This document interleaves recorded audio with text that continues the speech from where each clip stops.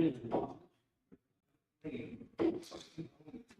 right, Shevuos, good morning. Good morning. Let us begin by thanking all of our sponsors for this morning's share. To thank our annual Talmud Torah sponsor, the Tilson Mishpacha of Eretz Yisrael, for dedicating the Shurim and Drushos this year in the Schos of Besoros Tovos for all of Am Yisrael. Our Talmud Torah sponsors for the month of Sivan, Haba Aleinu Latova, Stephen Tarizin, in loving memory of Steve's mother, Doris Zin, Devorah Bas Rabbi Yisrael Yoel, on the occasion of our 5th yard site, and our Day of Learning sponsor, Ezra and Esther Mizrahi, Le'iloi Nishmas, Esther's father, Shlomo ben Miriam, and in gratitude to Hashem for the Torah HaKedosha. What a beautiful dedication. Incredible. But also with that, let us begin. Of course, as always, we dedicate our learning in the schools of our precious hostages. May Hashem bring them home b'shalom and b'karav, and the schos of our holy soldiers, may they be successful. B'chol ma'aseh yedehem. We'll say we are on Daf Lamed. I mean, we're not on Daf Lamed, but today's Daf is Daf Lamed, a really beautiful and incredible Gemara ahead of us. We are picking up at the Gemara on Lamed Ches Amud Beis. Says the Gemara, Hechi mashpeinon lei. How do we administer a Shevuos? So remember again, our Mishnah is talking about the topic of Shevuos Hadayanin, which Rashi identified as what we call the Shevuos Modeh B'Miktzas, Shevuos of a partial admission. So now the Gemara asks, how do we administer a Shevuah? What is the process for administering a Shevuah? Amar Rav Yehuda Amar Rav, Mashpi'in Osa B'Shevuah Ha'amura B'Torah. We go ahead and we administer the Shevuah that's mentioned in the Torah. Now, I'll say, what's the paradigmatic Shevuah mentioned in the Torah? So by Avram Avinu, Parshas Chayisara, Avram Avinu goes ahead and adjures Eliezer to go ahead and find a wife for Yitzchak from Avram's family, and he makes Eliezer swear not to go ahead and take a wife from the local Canaanite women. So the Gemara says, now what the Gemara is picking up over here on is as follows, that when Avram Avinu adjures Eliezer, he uses the Shem Hashem. He uses the name of HaKadosh Baruch Hu. So therefore the Gemara is saying that halacha l'maisa, how do you make a Shevuah? A Shevuah requires the name of the Ribono Shel Olam. Amar li Rabbeinu Rav Ashi, Kiman, Shavinu said to Rav Ashi, in accordance with whose opinion are you stating this? Rabbi Chanina bar Idi. So Rabbi Chanina bar Idi, the Amar ba'inon Shem HaMiyuchad. Suppose we already saw this sugya.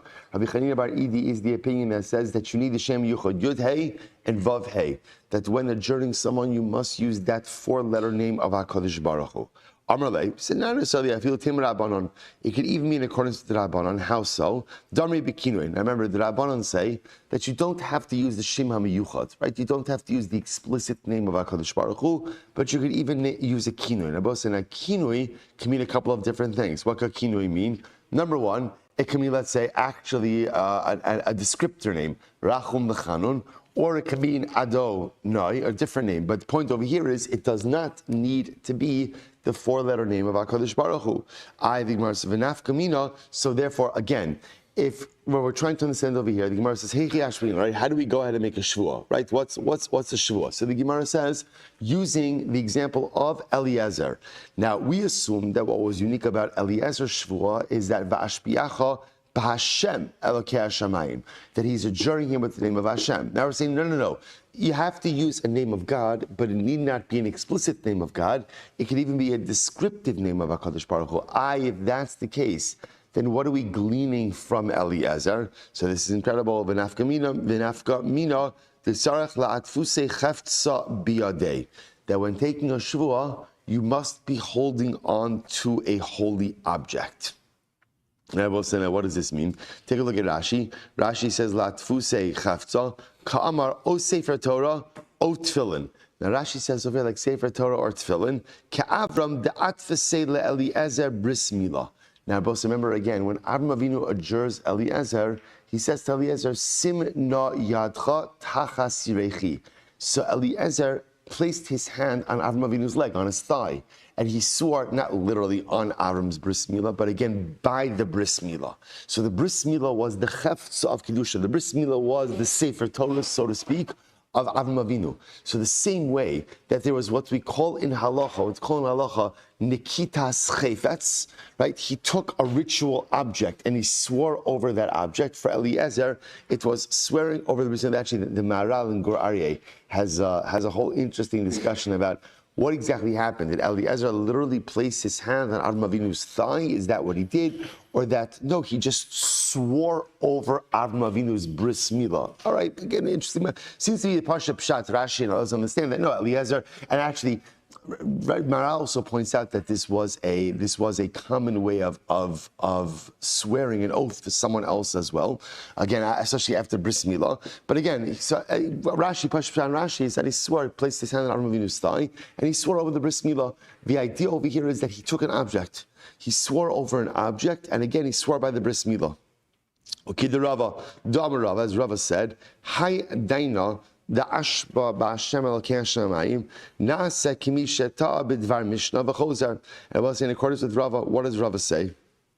So what the Gemara suggesting over here is what we learn from Eliezer, the Shuv Eliezer, is that yes, you have to use the name of HaKadosh Baruch Hu, but not more importantly, just as importantly, the Shvuah must be made over an object. You have to take a ritual object. So the Gemara says, and therefore to the point that Rava says that if a person is adjured, B'Hashem Elokei Hashemayim, just with the name of HaKadosh Baruch Hu, but ultimately again not with an object. This is ki'ilu a person has made an explicit a mistake with an explicit ruling in a Mishnah, and when a dayan makes a mistake with an explicit halacha, the halacha is that the judgment is voided, and the judge himself ultimately becomes personally liable. Okay, so the Gemara says as follows. Rabbi says, so I'll just point out something interesting. If you take a look at actually not yet. Hi da ashba b'tfilin nasa k'mishata b'dvar mishnah v'chozer. Now Papa interestingly enough says, and it's not enough to take a pair of tefillin, you have to swear over a Sefer Torah. To the point that Rav Papa says that if you administer an oath and the chayfetz, the object that's used is a pair of tefillin, ultimately, again, the oath is void. The judgment is void. The halacha follows Rava. But the halacha does not follow Rav Papa. So what does this mean? The halacha follows Rava.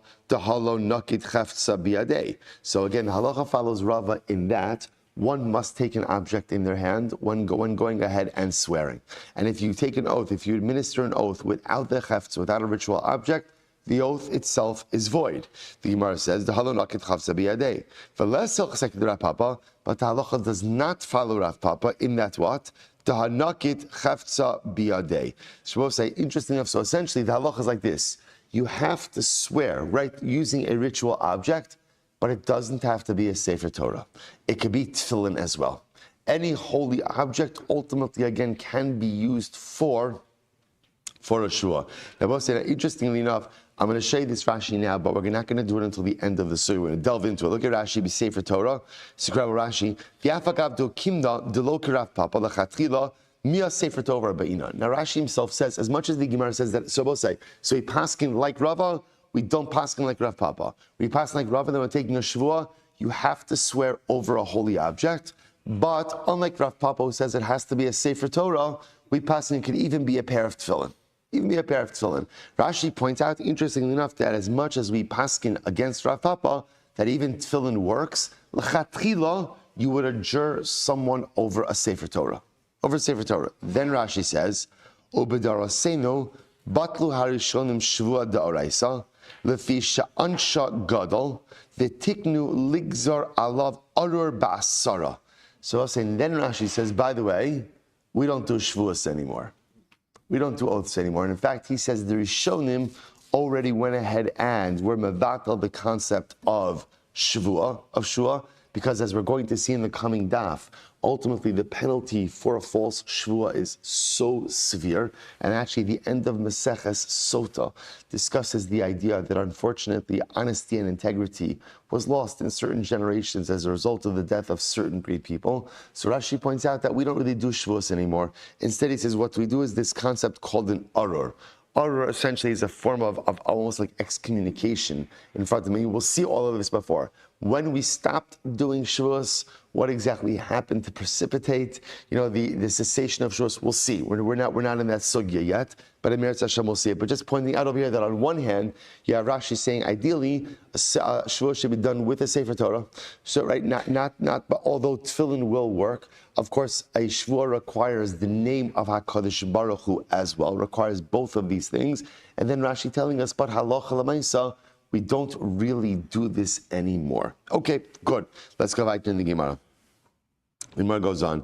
Shvuah mu'umad. Furthermore, again, shvuah has to be taken standing up. Standing up. Talmid Chacham miyushav. Talmid Chacham could swear even sitting down. And not only that, Talmid Chacham miyushav. Shvuah b'sefer Torah. Talmid Chacham lechatchila b'tefillin. A shvuah should be normally taken with the sefer Torah, but ultimately a Talmid Chacham could take it even with tefillin. Now, this is very interesting, and now it makes sense.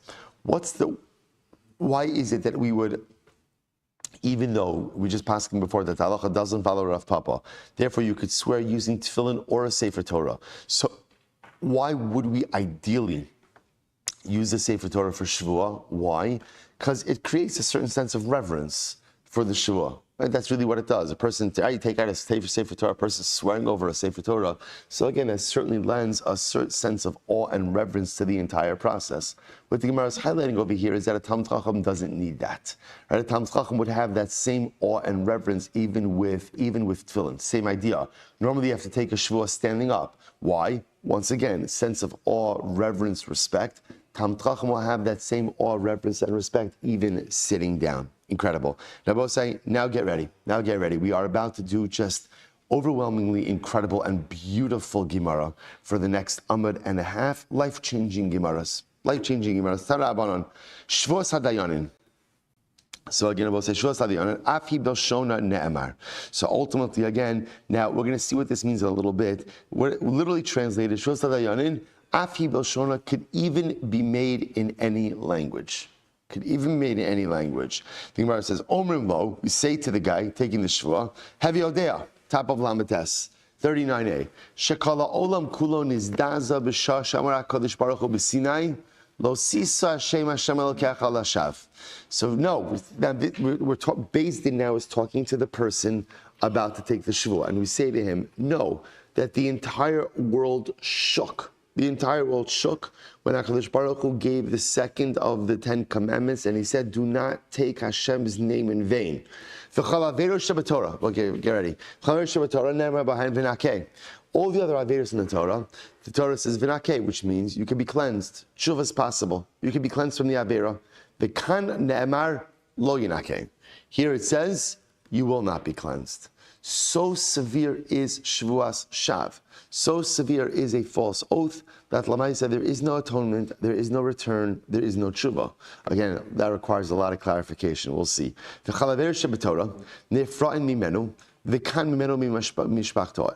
Any other Averas, generally when you do an Avera, who's responsible for your Avera? You. Who's not responsible for your Avera? Your family. When it comes to a false oath, so ultimately punishment is collected both from the perpetrator as well as from his family. Shneimar, al titain es picha lachti es bisarcha. Vein bisara elokrovo, because the Pasuk says, do not allow your mouth to literally, again, indict your flesh. Who's bisara? What does your flesh refer to? That's your krovim, that's your family. Shneimar, omibsarcha lo tis'alem. Good. Furthermore, all other averos in the Torah,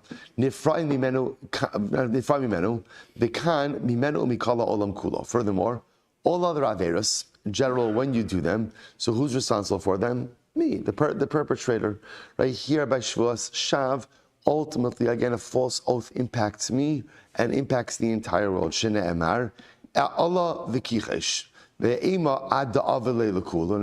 here, when the Gemara quotes this idea, the Gemara is quoting from the pasuk from Hosea. Now, the pasuk reads as follows: Allah, bless you, Allah v'kichesh v'ratzoach v'ganov v'na'af partzu v'damim b'daim nago. Now, literally, the Navi is talking about all the different averos that Klal Yisrael committed, and included in there is swearing falsely, adultery, murder, theft, all different kinds of things, and talks about the impact that Klal Yisrael's errant behavior has on the world. So the Gemara says, hold up. Maybe only it's Klal Yisrael does all of these bad things that it has an impact on the world. How do you know that it just applies if they, quote unquote, just go ahead and engage in false oath? Say Klal Yisrael will have this negative effect on the world if they do all of these terrible things. Lo, first one line, Lo mipnei Allah avla haaretz. It literally says because of the avla. Now, Bosai, again, Allah, because of the Allah refers to a shua. Remember again, we had that before, Allah shua. Because of the Allah, the earth will be plunged into mourning. Uksiv, akim toval haaretz v'umnal kol yoshev ba. Incredible. All right, I will say, so obviously, the Torah highlighting the severity of a false oath. Furthermore, all other averos in the Torah, furthermore, by all other averos, if you have a schus, right? You have a schus, some type of merit. Because also remember again, whenever I commit an avera, the good news is I always have some type of countermeasure, right? I always have some type of positive dynamic activity, in my personal arsenal. So again, if I have a schus, that could go ahead and literally suspend judgment for 2 to 3 generations. Now, what does that do? So suspension of judgment, right? The Ramchal writes about this, and the Ramchal, he writes, really, Midas Hadin says that if you do an Avera, what should happen? Onesh, and punishment. And when should onesh come? When should punishment come? Immediately. So midas harachamim, divine. So the divine attribute of mercy suspends judgment. Now what does that suspension of judgment do? It allows for tshuva. That's the HaKadosh Baruch Hu works. He gives us time to work things through. Now, amazingly enough, how much time? So here the Gemara says it could be up to 2 or 3 generations. That literally, again, a person commits an Aveira, and then again, halach l'maisa, I have mitzvos. Ultimately, again, there's some suspension, right? There's some suspended sentence to allow me to work through everything. V'kan nifra'in mimenu la'alter. But here, ultimately, what happens? But here, so judgment is exacted immediately by Shevuos Shav. Shnei Amar, Hotzesia Ne'om Hashem Tzavakos, Uba El Beis Haganav, Ve'al Beis Hanishba B'Shmila Shaker, V'lana B'Soch Beiso, V'Kala, Ves Itzav, Ves Avanav, Hotzesia Le'alter. And this is actually very interesting. So the Gemara is quoting from the pasuk from Zechariah. So literally the pasuk says, I will take him out, and I will come to the house of the thief, to the house of the one who swears in my name falsely. Literally, again, I will remain in this house and destroy the wood, the stones, and take them out immediately. Okay, so what does this mean? Obal beis Haganov, zagonev das habrius. Right? Ultimately, again, what does it mean I will come to the house of the thief? This refers to people, who's the thief? This refers to a person who deceives others. Like, for example, what is the example of this deception? Let's say Ruvain he didn't lend any money to Shimon, but he claims that he lent money to Shimon. Right? And he ultimately adjures him. And I will come into the house of the one who swears falsely. So I will dwell within his house. The also and destroy it. And his wood and his stones. Halamarta dvarim she'ein eish umayim mechalin osan shvuas sheker mechala osan. Even things that fire can't destroy, like stone, right? Fire can't destroy stone. Even things like that, Shvuas Sheker does destroy. The power of Shvuah is so profoundly overwhelming that it destroys everything. Im Amar, Eini Nishba, if he says at the end of the day, I will not swear, Potrino Somiyad. So we'll say, so now again, so pause here for just a moment. So obviously, the Gemara highlighting the destructive nature of Shvuas Sheker. If he says, Im Amar Eini Nishba, if he says, ultimately, again, I won't swear, Pochino Somiyan. Now, this is referring to the person who's being adjured, right? So remember, again, Ruvain is bringing Shimon to din. Shimon, let's say, again, is a moda b'miktas, right? So Ruvain says, you owe me $1,000. Shimon says, no, I only owe you $500. So what's the halacha? If ultimately, again, if Shimon says, I won't swear, Shimon says, I won't swear, Pochrin osomiyad. Ultimately, again, so they literally they cause him to leave Beis Din. I will say now, obviously, when if you refuse to swear, so that means you're going to be liable, right? Obviously, but the idea over here is the moment you say I'm not swearing, Beis Din sends you on your way. Now, what does this mean? If you look at Rashi, Rashi says over here, Pochrin osomiyad, vein mashin oso. We do not leave him in Beis Din. Why? Rashi says, Shkan shelo yachzor bo. Right? Ultimately, in order that he should not change his mind. So again, once if you decide I'm not swearing, so obviously you pay immediately, right? We charge your credit card immediately. You leave Beis Din as quickly as we don't want you changing your mind. Changing your mind, good. The Gemara says, "Vim Amar Harin Nishba." Now, what if again the responder, right? The responder says again, "I'm ready to swear. I'm ready to swear." Vim Amar Harin Nishba. Ha'om dimsham omrim ze laze suruna me'al ohaleha anoshim harishahim aila. Suppose you begin to see the severity with which halacha goes ahead and treats Shevuos. That literally, again, if the guy says, right, so the responder says, I'm going to go ahead and swear, right? So again, Reuven's claiming against Shimon. Shimon says, fine, I'll swear. So what does the halacha? So Beis Din says, okay, Chevra, clear away again from these wicked men. Nabal said, by the way, just so you understand, that's lashon by Alas Korach. Right? So again, that is a very, very, very strong lashon over here. But what's also fascinating is both parties are considered to be rishoyim. Both the claimant and the responder, which is actually very interesting. We'll come back to that. And when we adjure, we'll call him Shimon. Omrim, we say to him, Haviyodea. Just understand, we are not adjuring you based on your understanding of this oath. But we actually saw this Gemara before. Rather, we're adjuring you on the understanding. In other words, you are not determining or defining the scope of this Shevuos. We are determining and defining the scope of this Shevuos. Shekei Masin Moshe Rabbeinu, Keshesh Beis Yisrael, Amar Lehem, Du Shlo Al Daschem Ani Mashbia Eschem, Ela Al Das Hamakom Va'al Dati. As Moshe Rabbeinu said to Klal Yisrael when he adjured us, right? When he adjured us the Shevuos to go and accept Torah. So ultimately, again, Moshe Rabbeinu says, just understand, I'm adjuring you based on my das and the das of the Ribono Shel Olam, Shneimar, V'lo Etchem Levadchem, Ki es asher yeshnu po, einli ela osana omdim al har Sinai. So I only know those generations, when Moshe Rabbeinu adjured us, so I only know ultimately, again, those who are standing at Har Sinai.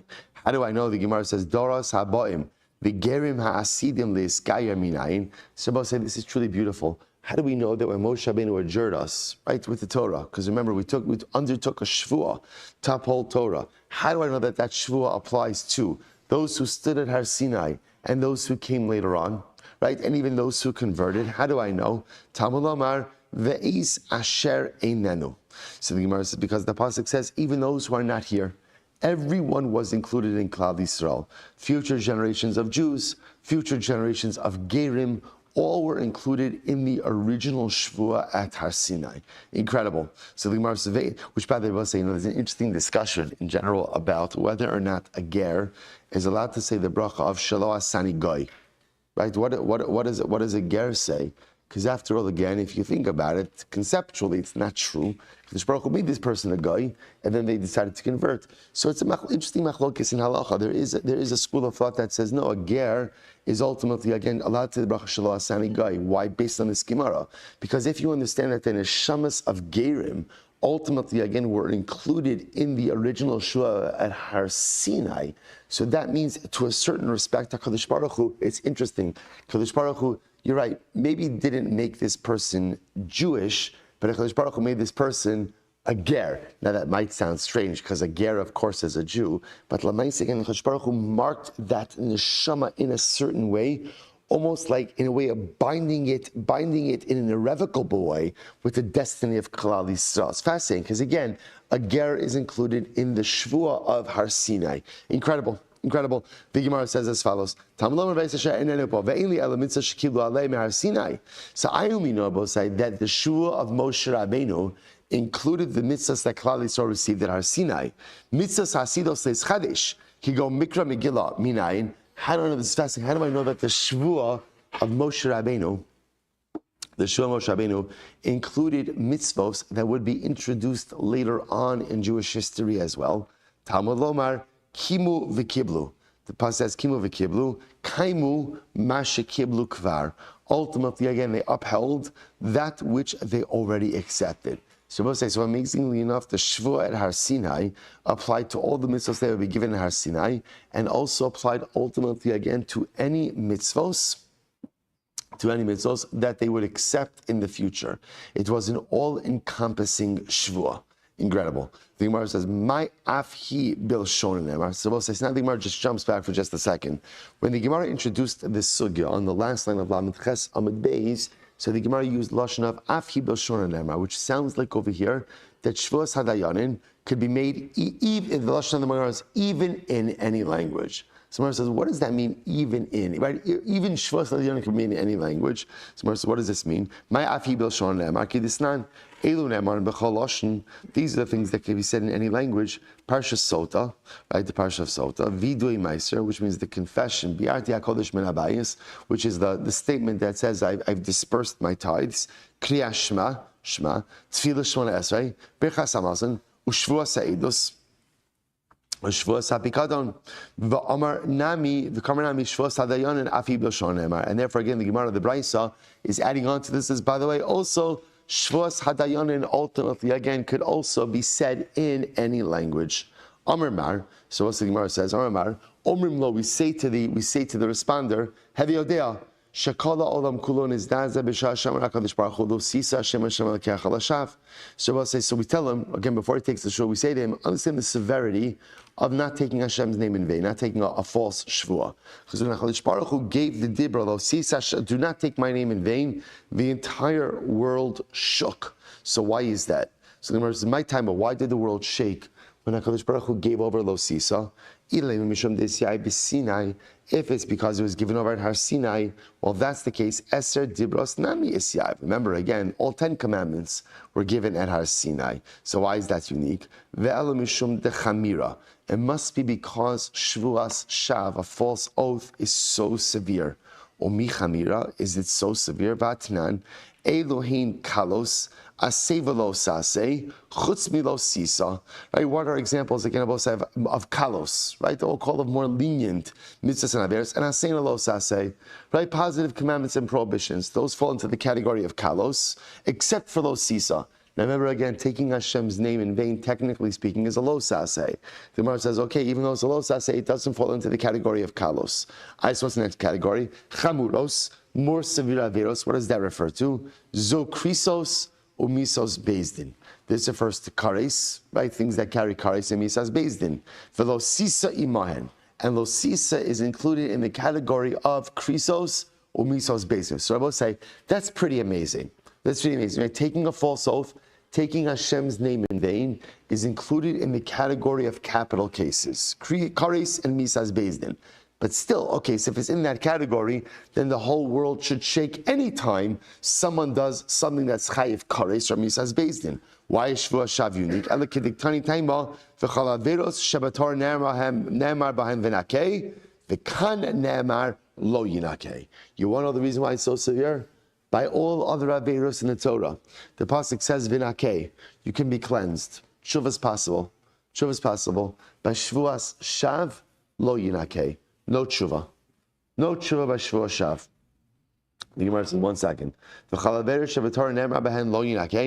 that true by all of the Torah? Is that true that by other averos it doesn't say lo yinakei, that you're not cleansed? V'aksiv, the pasuk says v'nakei lo yinakei. And I'm going to say the pasuk itself says there are some things for which you are cleansed and some things for which you are not cleansed. How do you know which one is which? Hahumi baile l'chid Rabbi Elazar. The sign Rabbi Elazar, Omer Rabbi say incredible. Efshar lomar v'nakeh shekvar le'emar lo yinakeh. It's impossible to say that there's absolution from it for Averos, because on the other hand it says lo yinakeh, you're not absolved. Efshar lomar lo yinakeh, and then you can't say lo yinakeh. Why? Shekvar le'emar v'nakeh, that you can be absolved. So how do you reconcile this? Ha ketzad menakeh hu l'shavim ve'ena menakeh l'she'ena b'shavim. Rabbi say, what do you see from here? HaKadosh Baruch Hu absolves those who do tshuva and does not absolve those who don't do tshuva. Rabbi say, what an incredibly overwhelming Gemara. Right? At the end of the day, the power of tshuva, v'nakeh lo yinakeh, life is a choice. Right? We all commit mistakes. We all engage in averos. The shaila is, what do you do in the aftermath of that? If you do tshuva, then ultimately again v'nakeh. And if I don't do tshuva, lo yinakeh. Now Rashi makes an amazing observation over here. Rashi says over here, minakehu l'shavim v'kan af l'shavim lo yinakeh b'lo piron. So what about Shevuos Shav? So by Shevuos Shav, again, is there tshuva by Shevuos Shav? So there's tshuva for everything. Here's the difference. The difference just is that by Shevuos Shav, even if you do tshuva, right? Even if you do tshuva, there's no tshuva below piron. Ultimately, there's a punishment. There's a punishment. By other forms of tshuva, the tshuva can be so powerful to wipe the slate clean. By Shevuos Shav, ultimately, again, the Aveira is so tremendous that even with tshuva, there's still piron, there still has to be onesh. I will say, this is actually a fascinating yisod, because the truth is, it's also true in Adam l'chavero. Right? In Adam l'chavero, this happens all the time as well, which is, I wrong another person. Even if you wrong another person, and you do tshuva, there's still fallout from that, right? In other words, the relationship is still damaged. We see this all the time.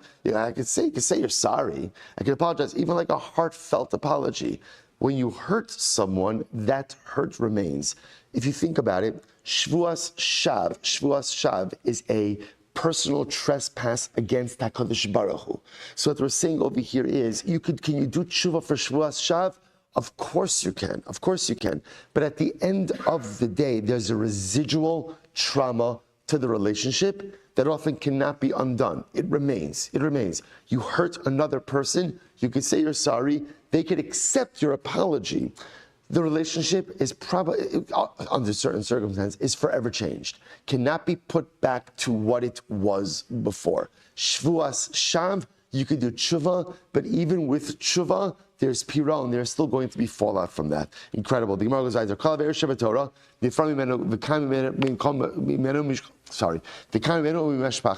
So we'll say another. So now we are analyzing the brisa we just said before. So for example, by other averos, so if I do an avera, I'm punished for it. Here, I'm punished, and so is my mishpacha. So is that true? By other averos, punishment is not exacted from your family. V'haksiv v'samti anias panei ba'isho mishpachto v'tayim b'shimin imhu chata mishpachto machata. So both say, so the pasuk sounds like over here, Kadosh Baruch Hu says, I'll exact punishment from this individual, from his family. But why should Hashem exact punishment from my family? If I committed the Avera, so the punishment should be exacted from me. What does my family have to do? This? We'll say, this is a wild Gemara. Lomar lecha, ein lecha mishpacha sheyish ba muchas, she'in kula muchsin. Any family where one member is a tax collector, ultimately, again, they're all tax collectors. V'sheyesh ba listim, and if one family member is a crook, right? She'in kol listim, ultimately, they're all crooks. Why? She'ein, the Gemara says, mipnei shemechapin alav. Ultimately, again, because they cover for him. I will say, this is a very difficult Gemara to fully unravel. I will say, on one hand, right, you think about this, right, parents go through this all the time with their kids. My child does something bad. So it's easy, of course, to say, it's the parents. What kind of chinuch? What kind of chinuch in the home? Right? The child does something like that. Shevuos says, so we know in life that parents could do all the right things. Children have this really interesting thing called free choice, right? And they could take all of the beautiful chinuch that parents have given them and literally throw it out the window and do their own thing. So on one hand, definitely sometimes children do things that is not reflective of their parents' upbringing or their chinuch.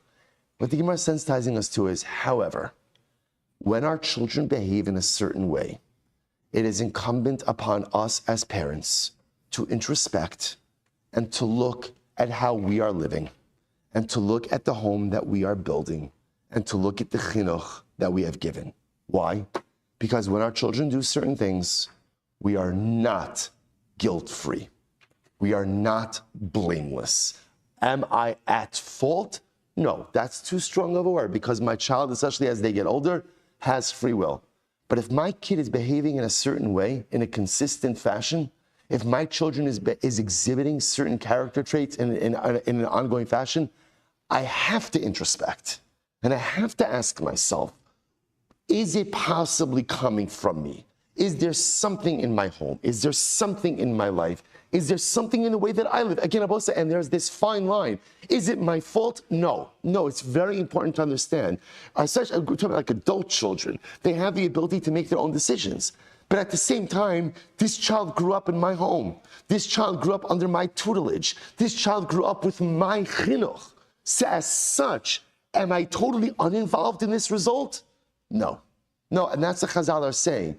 So again, there's a family where the kid is a tax collector. I will say it was considered to be a very unscrupulous profession. So if somebody was becoming a tax collector, the Gemara says, whoa, what happened in that house? Or my child is a ganav, or again, my child exhibits any kind of, or my child just did something really bad. Again, do I have to accept full responsibility for what my kids do? No. But do I have to introspect as a parent, wondering, what am I doing in my life? What am I doing in my home? Absolutely, yes. Incredible. So Gemara says, Hasam bedina achrina, hacha bedina didei. So the Gemara says over here, so therefore the Gemara says at the end of the day, what do you see from, So the Gemara says, you see from here that ultimately, again, there is responsibility even by other averos. So which the Gemara says, you're right, Hasa b'dina achrina, hacha b'dina didei. Shabbos say, my family could always have responsibility for the negative things that I do, but the shaila is, how are they ultimately held accountable? Are they held accountable to the same standard that I am, or are they held accountable to a different standard? Kedisanya, Rabbi says, is really fascinating. Rabbi Omer, ve'chrasi oso. So Pasuk says, I will cut him off. So matam lo melefish nemar v'santiani espanai yachol kol mishpacha kula b'ikares. I might have thought, Rabbi says, so now that we've established that when I commit an Aveira, that my family is held to some level of accountability as well. I might have thought that my family is held to the very same level of accountability that I am. The Gemara says, Talmud Lamar oso b'ikares, v'lo kol mishpacha kula b'ikares. No, chas v'shalom. I might be chayiv chas v'shalom kares. My family is not held to that same standard. In other words, that when I sin, there is absolutely some level of familial responsibility, but my family is never held to the same level that I am. Which I will say, by the way, is such an overwhelming yesod that when I sin, every sin carries with it some level of familial responsibility. So I will say, it gets you to think twice about committing an avera. No, because often when we sin, the reason I sin is because I assume that the fallout of my actions is limited to me. Now that I understand that every single thing that I do does have an impact on my family as well, it just makes me think twice. Right? I don't want to do something to my wife. I don't want to do something to my kids. I don't want to do something to my parents. I don't want to do something to my extended family. So suddenly now it makes us measure our actions just a little bit more. Incredible. So the Gemara goes weiter. So by all other averos, again, usually retribution is exacted from me, but not from the world. Yet by Shevuos Shav, the retribution is exacted from everyone. Is that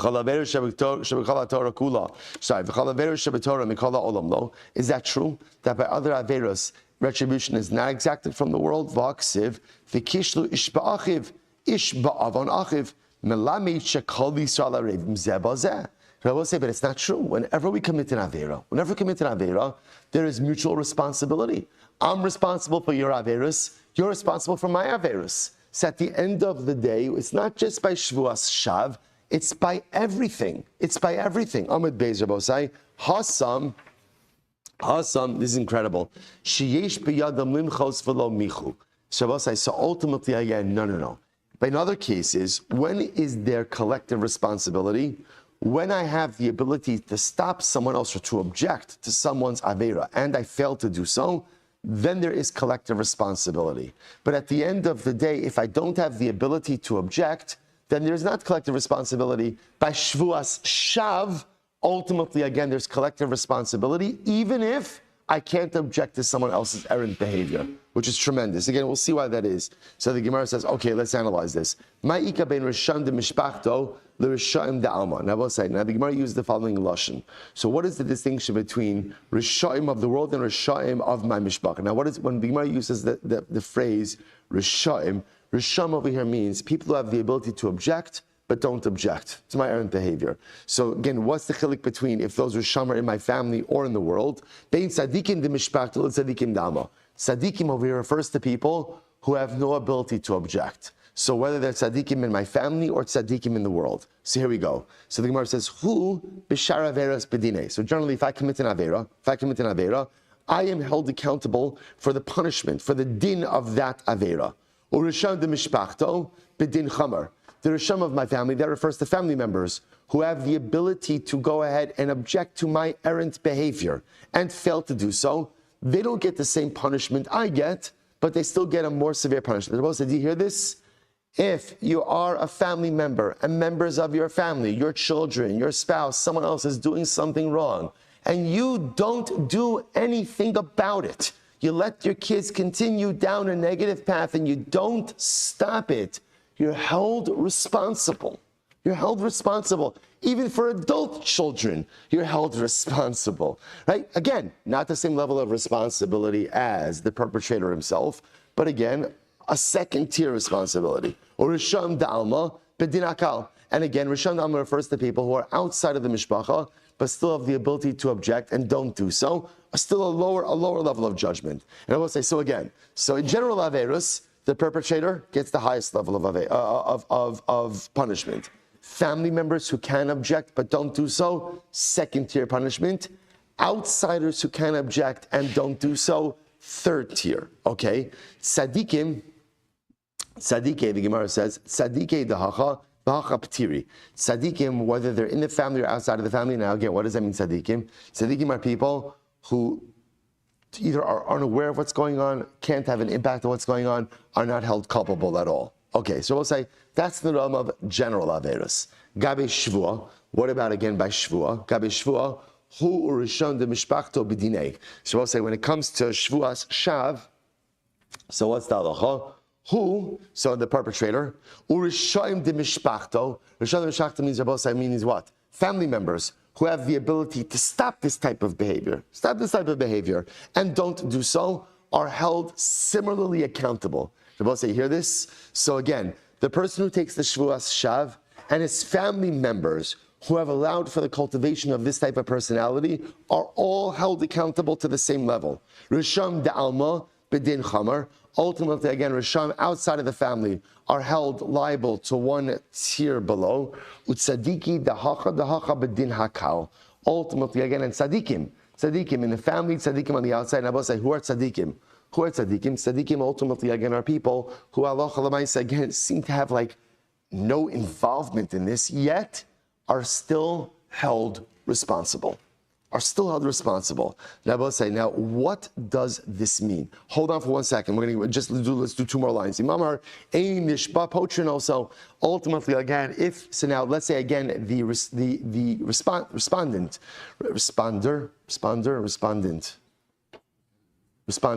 Good. The respondent says, if he says, I'm not swearing, he says, you know what?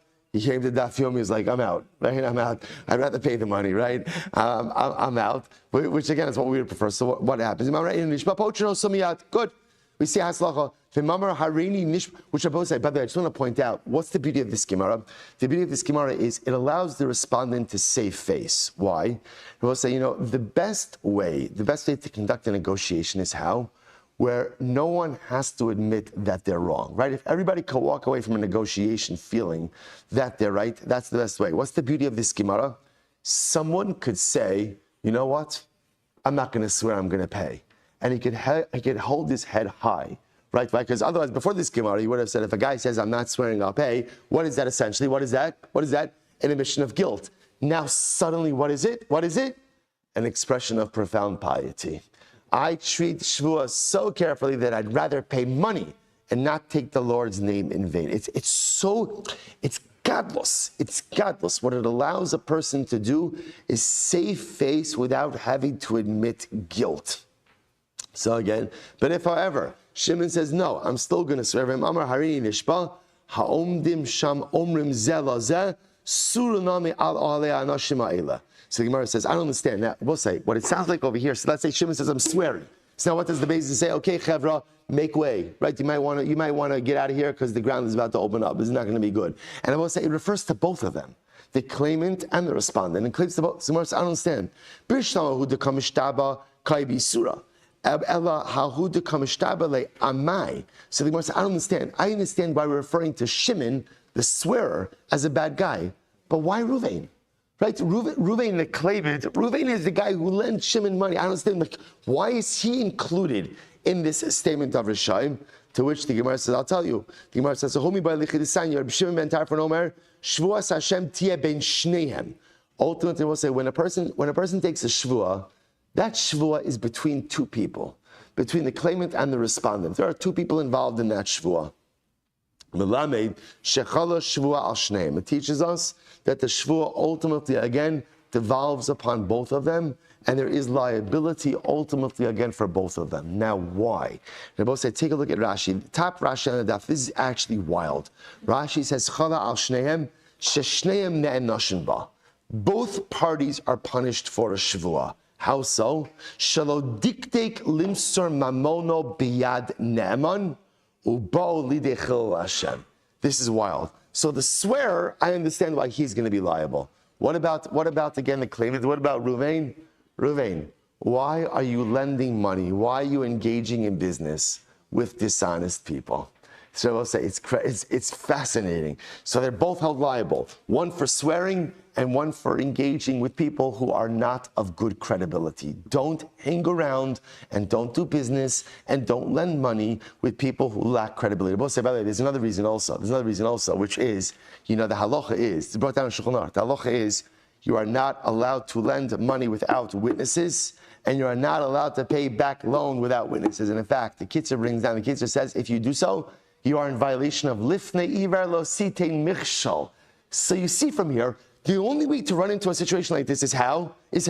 If you're not conducting business in the right way. Because otherwise, it's common sense. Do stuff with witnesses, otherwise you're going to get stuff. So therefore, the only way to get into this is with people who are not following the halacha. So if you're not following the halacha, and it's ending up with Shevuah, ultimately, again, there's liability and culpability with this. So now, after this, the Gemara is now going to get into the mechanics of Modeh Mikzas. But before we get to that, so what is this? Like, right, the Gemara just spent a whole amud and a half focusing so intently on the severity of Shevuas Shav. So what is this severity? So I just want to point out, there's a beautiful Marsha. The Marsha says over here, he says, because at the end of this Hamavor, Sheshmo Shal Yisbarach HaGadol, Hu Kiyumo Shal Olam, the Yisodo Sheba Bara HaOlamos. The name of HaKadosh Baruch Hu is the very engine of creation. The name of HaKadosh Baruch Hu is the very thing which was used, Bereshis Bara Elokim, as Hashemayim v'Esares. Says the Marsha means that what did Hashem initially create the universe with? What did He create it with? His name. His name. Bereshis Bara Elokim. Elokim, the very essence of HaKadosh Baruch Hu, the name of the Ribono Shel Olam, is what created the very building blocks, the very chomer of creation. When you misuse that name, ultimately, again, what you are doing is undermining the very rubric, the very foundation of creation itself. And to take it one step further, I will say, what is a Shevuas Shav? What is a Shevuas Shav? A Shevuas Shav essentially corrupts two things. Number one, it corrupts dibur, right? When you swear falsely, you're taking that koach hadibur, right? That koach of speech, which is the very thing that defines us as people. It's what makes us us. What distinguishes man, ultimately again, from animal, It's not the ability to walk. Animals can walk also. It's not the ability to reproduce. Animals can reproduce also. It's not even the ability to think. Animals could think also.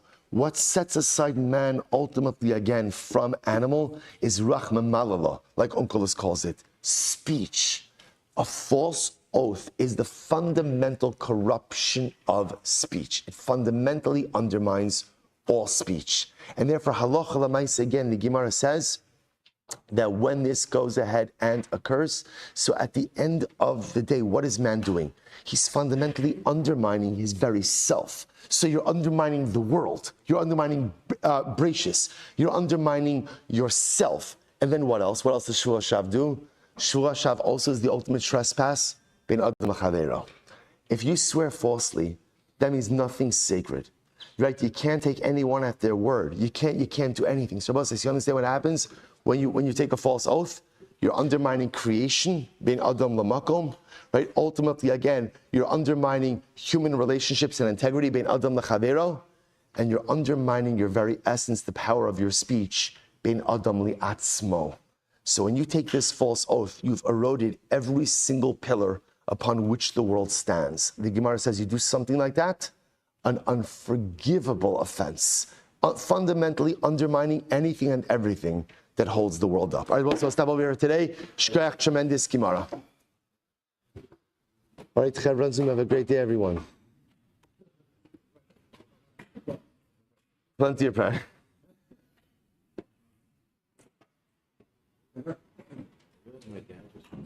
Yes. Now you can actually blame your parents. You can blame your parents for everything.